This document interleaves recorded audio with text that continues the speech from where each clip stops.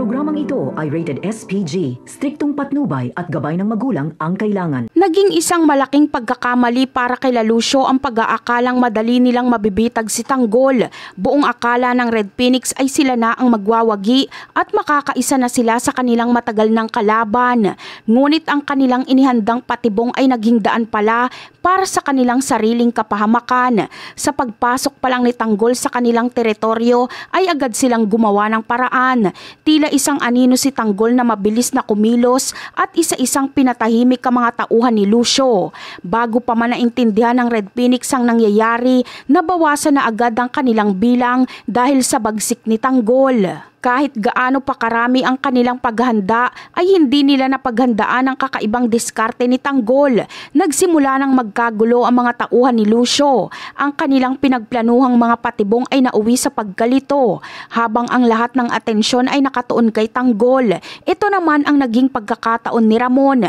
Ginamit niya ang lahat ng natitira niyang lakas para makawala mula sa pagkakagapos sa kanya. Sa gitna ng ingay ng kalaban, matagumpay na nakalas ni Ramon ang mga tali at muli siyang nakatakas ng malaya. Laking gulat na lang ni Lucio nang makita niyang malaya na si Ramon at handa na itong lumaban. Ang inaakala niyang si Tanggol lang ang kanyang problema ay nadagdagan pa. Pinagsamang lakas ng mag-ama ang haharapin ngayon ng Red Phoenix. Sabay na lumaban sila Tanggol at Ramon at doble ang bagsik na kanilang ipinakita. Bawat atake ng mga kalaban ay matapang nilang sinasalag. Hindi natinag ang mag-ama kahit pa napapaligiran sila ng mga tauhan ni Lucio. Ang kanilang pagtutulungan ay nagbigay ng bagong pag-asa. Dahil sa walang tigil na pagdating ng mga kalaban, unti-unting naubos ang bala ng mag-ama. Dito na nagsimulang makaramdam ng pag-asa si Lucio. Iniisip na sa wakas ay mananalo na sila.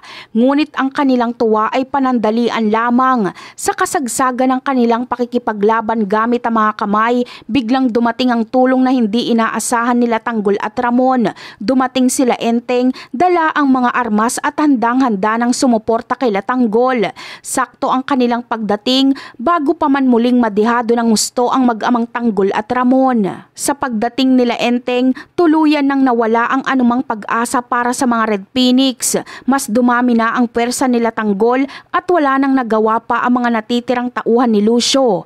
Dito na tinuldukan nila Tanggol ang kayabangan ni Lucio at ang mga Red Phoenix dahil ang buong akala nilang tagumpay ay naging isang malaking kabiguan. Sa huli, nagwagi ang panig nila Tanggol. Matagumpay nilang nailigtas si Ramon at magkasama silang nakaalis sa lugar na yon ng ligtas at walang nalalagas. At yan ang aabangan natin. Bye!